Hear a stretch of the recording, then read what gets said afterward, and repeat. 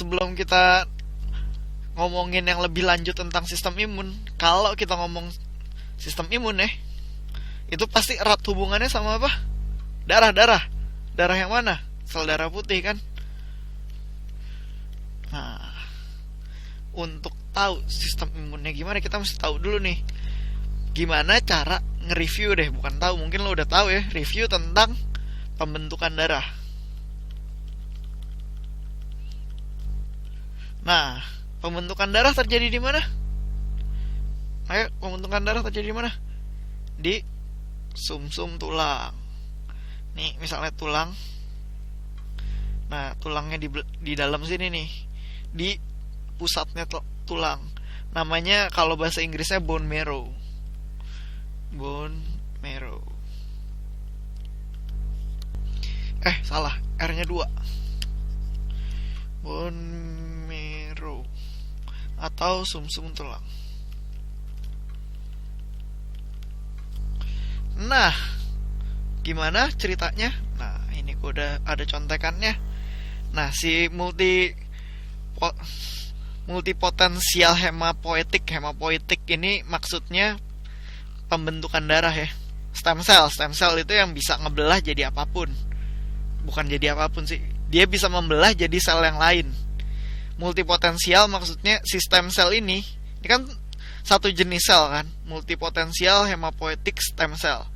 Nah, si stem cell ini dia bisa berpotensi untuk ngebelah jadi ini nih, jadi macam-macam kan, makanya dibilangnya multipotensial gitu. Nah, ini ada di bone marrow atau sumsum tulang belakang tadi. Salah, sorry. Bukan sumsum tulang belakang ya. Belakang. Ini salah, tapi cuman sumsum tulang aja. Nah, ini baru bener. Sumsum tulang, bukan sumsum tulang belakang. Jangan sampai salah, karena gue sendiri sering salah ngomong. Nah, si stem cell ini bakal ngebelah jadi 2 jenis nih. Yang pertama itu myeloid, yang kedua limfoid.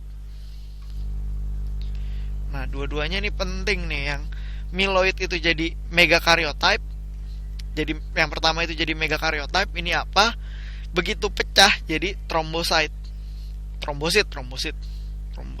bahasa Inggris.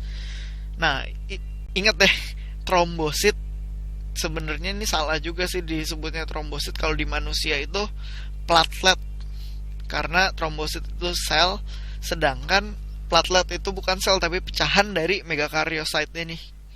Ini pecah jadi platelet yang bisa ngebukuin darah. Tapi kalau di buku-buku SMA sering dibilangnya tetap trombosit sih, jadi ya udahlah ya. Selain itu dia jadi sel darah merah, eritrosit, sama terus jadi sel mass. Nah, ini penting nih untuk nanti respon inflamasi. Apa tuh inflamasi? Pembengkakan. Gitulah. Nah, terus mioblast. Mioblast ini juga penting banget nih untuk sistem imun, karena dia bisa bikin basofil, neutrofil, eosinofil, monosit. Nah, monosit ini dia bisa bikin juga jadi makrofag. Nah, ini sama ini paling garda terdepan dari sistem imun yang innate atau sistem imun yang bawaan. Garda terdepannya 2 ini nih. Ibaratnya pasukan-pasukan infanteri gitulah, yang gak ada elit-elitnya. Yang maju pertama, mati pertama. Nah, 2 ini nih.